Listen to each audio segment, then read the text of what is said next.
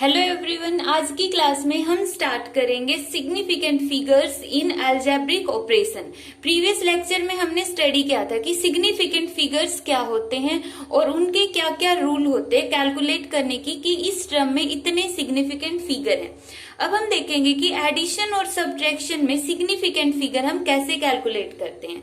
अब स्टार्ट करने से पहले हम एक रूल लेकर चलते हैं जिसके थ्रू हमें ये पता चलेगा कि एडिशन या सब्ट्रैक्शन के बाद जो फाइनल रिजल्ट आएगा उसमें इतने सिग्निफिकेंट फिगर होंगे। Suppose in those terms which we want to add और सब्ट्रैक्ट, हमने मान लिया कि वो टर्म जिनको हम ऐड या सब्ट्रैक्ट करना चाहते हैं। फॉर एग्जाम्पल हमने लिया 1.2 प्लस 3.45 प्लस 6.789, ये तीन टर्म्स ली हमने which we want to add और सब्ट्रैक्ट। इन तीनों को हम ऐड करना चाहते हैं। The least number of significant figure after decimal is n. Decimal के बाद हम ये देखेंगे, यहाँ पे क्या करना है हमें, डेसिमल के बाद देखना है कि कितने सिग्निफिकेंट फिगर लिस्ट हैं, list number of significant figure. जैसे इस टर्म में डेसिमल के बाद कितने सिग्निफिकेंट फिगर है 1, इस टर्म में डेसिमल के बाद कितने सिग्निफिकेंट फिगर है 2 और इस टर्म में डेसिमल के बाद कितने सिग्निफिकेंट फिगर है 3। तो मान लिया कि अगर उसमें n सिग्निफिकेंट फिगर है तो जो फाइनल रिजल्ट आएगा, फाइनल रिजल्ट का मतलब ऐड करना है तो हम उसको ऐड कर देंगे, सब्ट्रैक्ट करना है तो हम सब्ट्रैक्ट कर देंगे। जैसे यहाँ पर आंसर आएगा 11.439। ऐड करने के बाद हम जो फाइनल रिजल्ट आएगा उसमें भी सिग्निफिकेंट कितने होंगे फिगर n होंगे। सबसे पहले हम देखेंगे कि जो टर्म्स हमें ऐड या सब्ट्रैक्ट करनी है उनमें डेसिमल के बाद सबसे कम सिग्निफिकेंट फिगर कितने हैं। सबसे कम कितने हैं इन तीनों टर्म्स में, एक सिग्निफिकेंट फिगर है। तो जो फाइनल रिजल्ट आएगा उसमें भी डेसिमल के बाद कितने सिग्निफिकेंट फिगर होंगे, एक ही होगा। यहाँ पे क्या होगा, इसका मीनिंग 11.4 इसका आंसर होगा। तो यहाँ पे हमें डेसिमल के बाद सिग्निफिकेंट फिगर देखने। एक और एग्जांपल लेते हैं हम एडिशन का, 12.32 प्लस 100.004, ये हमने ऐड कर दिया। तो यहाँ पर देखो डेसिमल के बाद कितने सिग्निफिकेंट फिगर है 2, यहाँ पे डेसिमल के बाद कितने सिग्निफिकेंट फिगर है 3। तो यहाँ पे फाइनल रिजल्ट ऐड करने के बाद आएगा 112.324। तो यहाँ पे देखो डेसिमल के बाद कितने सिग्निफिकेंट फिगर है 2, मिनिमम क्या 2 और 3 में से कम कौन सा 2 है। तो यहाँ पे भी डेसिमल के बाद कितने सिग्निफिकेंट फिगर आने चाहिए, 2 आने चाहिए। तो इसका आंसर आ जाएगा 112.32। तो इस तरह से हम एडिशन के अंदर सिग्निफिकेंट फिगर्स निकालते हैं। अब हम देखते हैं कि सब्ट्रैक्शन में कैसे होगा। सब्ट्रैक्शन के लिए हमने एग्जाम्पल लिया 12.63 माइनस 10.2। यहाँ पे डेसिमल के बाद सिग्निफिकेंट फिगर है 2, यहाँ पे डेसिमल के बाद सिग्निफिकेंट फिगर है 1।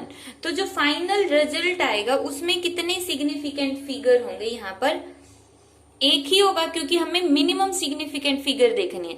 तो यहाँ पे आंसर कितना आ जाएगा 2.4। तो डेसिमल के बाद भी कितने सिग्निफिकेंट फिगर रहेंगे, 1 रहेंगे। एक और एग्जाम्पल अगर हम इसका ले, फॉर एग्जाम्पल हमने लिया 9.742 माइनस 6.02, तो इसका आंसर आएगा 3.722। तो यहाँ पे देखो डेसिमल के बाद कितने सिग्निफिकेंट फिगर है 3, यहाँ पे डेसिमल के बाद कितने सिग्निफिकेंट फिगर है 2।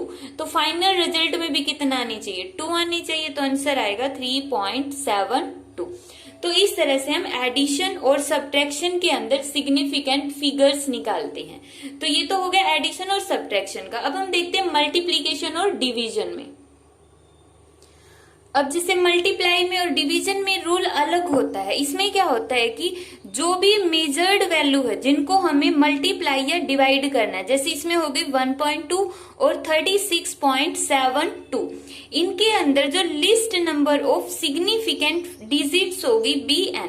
मान लिया इस पूरी की पूरी टर्म में, जैसे सम और डिवीजन में तो हमें डेसिमल के बाद देखना था, इसमें हम पूरी टर्म में देखेंगे कि पूरी टर्म में सिग्निफिकेंट फिगर कितने, इसमें 2 है। इस पूरी टर्म में सिग्निफिकेंट फिगर कितने हैं? 4 हैं। तो मान लिया अगर इनमें n सिग्निफिकेंट फिगर होते लिस्ट नंबर, तो उस टाइम पर जो फाइनल रिजल्ट होगा उसमें भी लिस्ट सिग्निफिकेंट डिजिट कितनी होगी? n ही होगी। तो यहाँ पे सबसे कम कितने सिग्निफिकेंट फिगर है? 2। तो इस रिजल्ट में भी कितने सिग्निफिकेंट फिगर आएंगे? 2 आएंगे। तो यहाँ पे ये रिजल्ट बन जाएगा 44। इसका हम एक और एग्जाम्पल लेते हैं। जैसे हमने लिया 4.192 मल्टीप्लाई बाई 2.02। जब हम मल्टीप्लाई करेंगे तो हमारे पास आएगा 8.46784। तो यहाँ पे देखो total number of significant figure कितने हैं? 4। यहाँ पे total number of significant figure कितने हैं? 3। तो यहाँ पर भी कितने होने चाहिए? जितने कम है, टोटल कितने कम है? यहाँ पे 3 सिग्निफिकेंट फिगर है, तो इसमें भी होने चाहिए 3। तो यहाँ पर आएगा 8.46। बट ये देखो 6 के बाद हमें 3 चाहिए, तो यहाँ तक लेनी है। 6 के बाद जो नंबर हम ड्रॉप कर रहे हैं वो क्या है? 5 से ग्रेटर है। अगर 5 से ग्रेटर है तो यहाँ पे एक इंक्रीज होके आंसर क्या आ जाएगा? 8.47। तो जब भी हम सिग्निफिकेंट फिगर निकालते हैं अलजेब्रिक ऑपरेशंस के अंदर, तब हमें साथ में जो राउंड ऑफ करने का रूल है वो भी अपने माइंड में रखना पड़ता है। और दोबारा से बता रही हूँ कि जब हम डिवीजन और सब्ट्रैक्शन करते हैं वहां पे हम डेसिमल के बाद सिग्निफिकेंट फिगर देखते हैं, बट मल्टीप्लाई और डिवीजन में हम ओवरऑल टर्म में सिग्निफिकेंट फिगर देखेंगे कि ओवरऑल टर्म में किसमें कम सिग्निफिकेंट फिगर है, उतने ही सिग्निफिकेंट फिगर हमारे फाइनल रिजल्ट में आएंगे। अब हम एक एग्जाम्पल डिवीजन का भी देखते हैं। इसमें हमने एग्जाम्पल लिया जैसे 7500, यहाँ पे सिग्निफिकेंट फिगर कितने हैं? 2, और यहाँ पे सिग्निफिकेंट फिगर कितने हैं? 4। तो जब हम डिवाइड करेंगे तो हमारे पास आएगा 360.0576।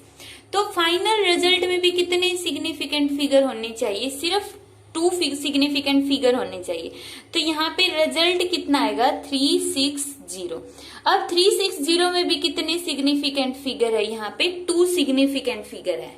ठीक है, तो यहाँ पे हमें एक पॉइंट और अपने माइंड में रखना है कि जैसे यहाँ पे क्या है, अगर हम 36 लिख देते तो वो गलत होता। सिग्निफिकेंट फिगर तो इसमें भी कितने हैं? 2 है, क्योंकि यहाँ पर देखो जो फाइनल रिजल्ट है वो कितना है? 360। तो उसमें श्योर है ना, उसके बाद अनसर्टेनिटी क्या है? इसके बाद वाले टर्म में अनसर्टेनिटी है, तो यहाँ पे 360 टर्म है वो श्योर है, ना कि 360 लिखेंगे। फॉर एग्जाम्पल अगर हमें किसी से पैसे लेने, मान लिया 360 रुपीज प्लस सम पैसे लेने हैं, तो हम जो पैसे हैं उनको तो छोड़ सकते हैं, लेकिन क्या हम 360 की बजाय 36 ले सकते हैं? वो क्या हो जाएगा? गलत हो जाएगा।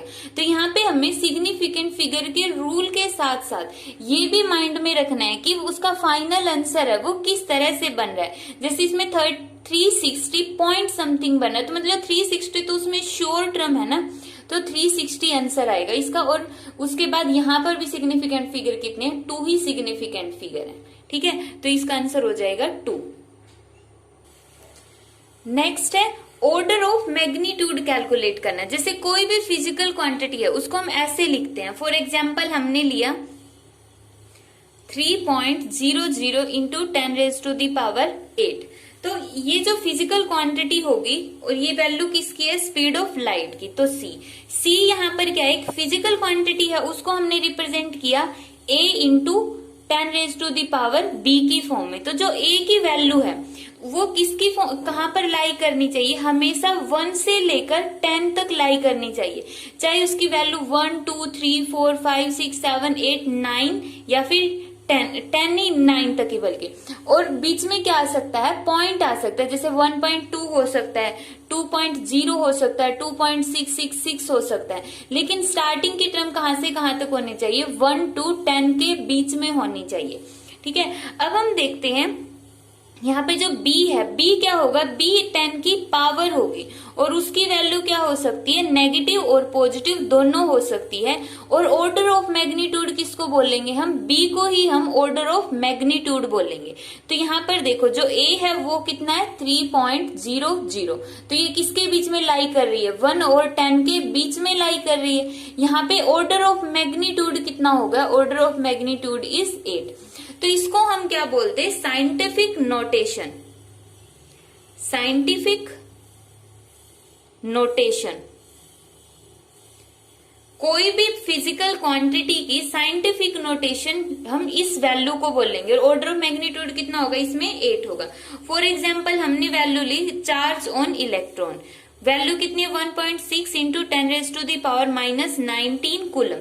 तो यहाँ पे ऑर्डर ऑफ मैग्नीट्यूड कितना हो गया -19, और यहाँ पे ए की वैल्यू कितनी है 1.6, जो कहाँ पर लाई करती है 1 और 10 के बीच में लाई कर रही है। तो ये होता है ऑर्डर ऑफ मैग्नीट्यूड कैलकुलेट करने का मेथड।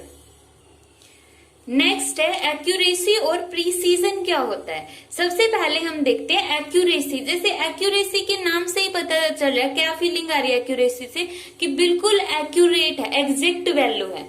तो एक्यूरेसी क्या होती है, closeness of measured value to the true value. जो वैल्यू हमने मेजर की है, खुद मेजर की है, वो वैल्यू अगर उसकी ट्रू वैल्यू के बिल्कुल क्लोज है, नजदीक है, तो हम क्या बोलेंगे कि हमारी कैलकुलेशन क्या है, एक्यूरेट है। फॉर एग्जाम्पल जो वैल्यू हमने मेजर की है उसकी वैल्यू है 2.9 और ट्रू वैल्यू कितनी है 3.0। तो ये दोनों क्या एक दूसरे के बहुत ज्यादा क्लोज है। तो उस टाइम पे हम क्या बोलेंगे कि जो हमारी मेजर्ड वैल्यू है वो क्या है, बिल्कुल एक्यूरेट है। ठीक है, तो इसके बाद हम देखते हैं कि एग्जाम्पल के थ्रू कि जो मेजरमेंट होती है मेड बाय एन इंस्ट्रूमेंट, जो भी किसी इंस्ट्रूमेंट का हम यूज करते हैं मेजरमेंट के थ्रू, हम कौन सा इंस्ट्रूमेंट प्रेफर करेंगे हमारी मेजरमेंट के लिए, तो हम वो इंस्ट्रूमेंट लेंगे जिसका लिस्ट काउंट क्या होता है, मिनिमम होता है। जिसका लिस्ट काउंट क्या होगा, मिनिमम होगा। जितना मिनिमम लिस्ट काउंट होगा उतनी ही हमारी कैलकुलेशन क्या होगी, एक्यूरेट होगी। क्यों होगी, क्योंकि जितना मिनिमम लिस्ट काउंट होगा उसमें उतने ही ज्यादा सिग्निफिकेंट फिगर होंगे, और जितने ज्यादा सिग्निफिकेंट फिगर उतनी ही ज्यादा एक्यूरेसी होगी उसके अंदर। मोर सिग्निफिकेंट फिगर का मतलब क्या होता है कि हम ज्यादा टर्म तक श्योर हैं। फॉर एग्जाम्पल, अब इसको समझने के लिए हम एक एग्जाम्पल लेते हैं। हमने कैलकुलेशन की, एक तो हमने ले लिया वर्नियर कैलिपर, वर्नियर कैलिपर जिसका लिस्ट काउंट होता है 0.01 सेंटीमीटर, और एक हमने सिंपल मीटर स्केल लिया, एक हमने लिया सिंपल मीटर स्केल जिसका लिस्ट काउंट होगा 0.1 सेंटीमीटर, और एक हमारे पास रोड है, जैसे हमने ये मार्कर ले लिया और बोल दिया कि इसकी लेंथ मेजर करो। तो मान लिया कि जो इसकी लेंथ है वो कितनी आई है, 4 है, 4 सेंटीमीटर है, 4 सेंटीमीटर है इसकी एग्जैक्ट वैल्यू। तो जो वर्नियर कैलिपर होगा क्या मेजर करेगा इसकी वैल्यू को, 4.00 सेंटीमीटर, क्योंकि वर्नियर कैलिपर पॉइंट के बाद 2 टर्म और कैलकुलेट करता है। तो यहाँ पे कितनी आ जाएगी 00, और मीटर स्केल ने इसकी वैल्यू कितनी दी, 4 पॉइंट के बाद कितनी टर्म है यहाँ पे 1 है, तो 4.0 सेंटीमीटर। तो अब यहाँ पर देखो, जो वर्नियर कैलिपर जिसका लिस्ट काउंट क्या था, मिनिमम था, मिनिमम लिस्ट काउंट था, तो वो क्या होगा, ज्यादा एक्यूरेट होगा। क्यों, क्योंकि यहाँ पे सिग्निफिकेंट फिगर कितने हैं, 3 है।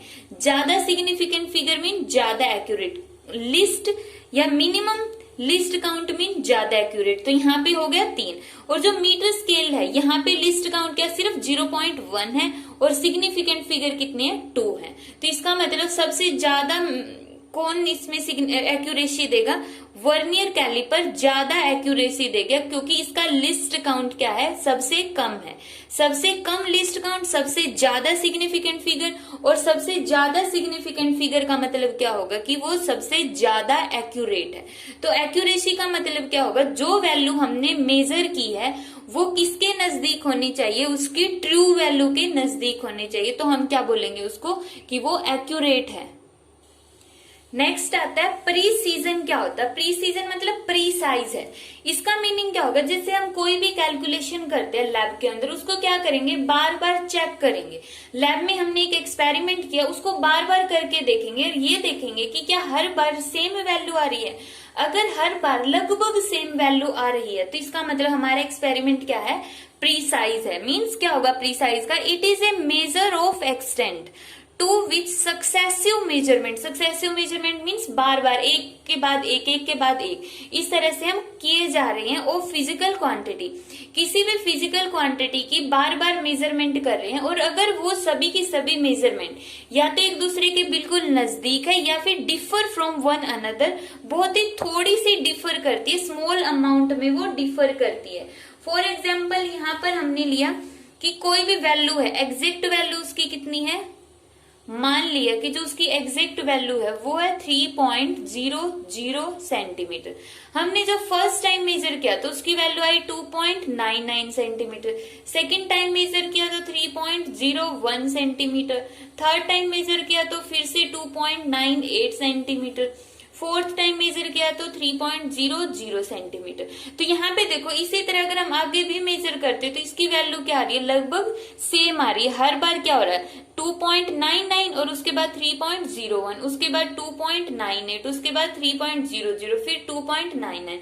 तो यहाँ पे क्या है, ये एक्यूरेट वैल्यू के नजदीक तो है ही, प्लस इनकी जो सक्सेसिव मेजरमेंट है, हमने बार बार मेजरमेंट की है, वो एक दूसरे के बिल्कुल नजदीक है। इससे चाहे डिफरेंस थोड़ा सा ज्यादा भी हो, जैसे यहाँ पर अगर एक्यूरेट वैल्यू कितनी होती, मान लिया इसकी एग्जैक्ट वैल्यू होती 3.04 और जो मेजरमेंट है हमारी ये है, फिर भी हम इनको प्रीसाइज बोलेंगे। क्यों बोलेंगे प्रीसाइज, क्योंकि जो लैब में हम बार बार कैलकुलेट कर रहे हैं वैल्यूज को, वो तो लगभग हर बार सेम ही आ रही है।